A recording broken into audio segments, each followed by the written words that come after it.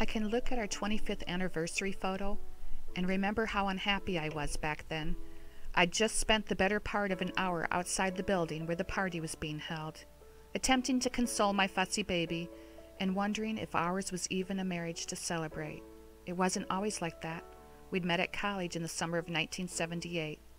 In June of 1979, we got married as best friends. We took our wedding vows seriously, for better, for worse, for richer, for poorer, in sickness and in health, till death do us part.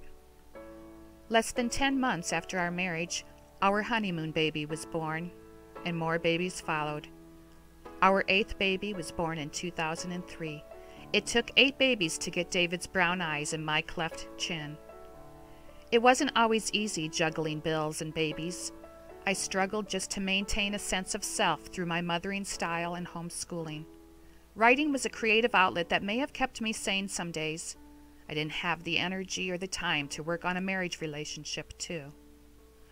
Then David was diagnosed with cancer, and it hit me. My husband could die from this.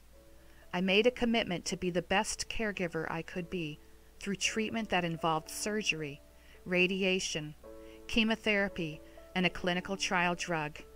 I did things I'd never imagined doing, cleaning open wounds, changing bloody dressings, doling out medication, and giving my husband liquid tube feedings.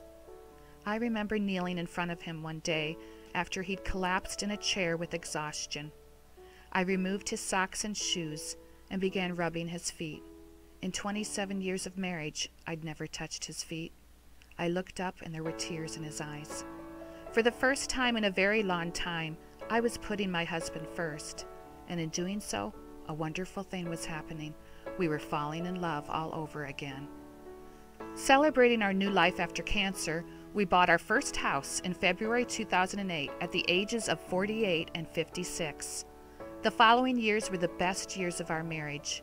We'd become true partners in life and best friends once again.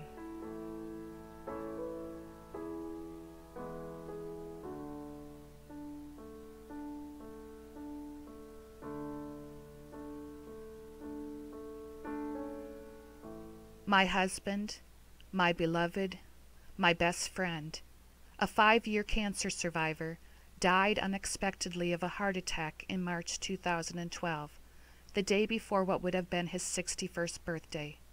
But he died knowing he was truly loved, and I knew what it was to truly love someone. I remind myself that some people can go through their entire life not knowing that kind of love, and I think, I had that. I had that. Chemo-Therapist, How Cancer Cured a Marriage is a true story of caregiving through cancer, but it is much more than that. It is our love story.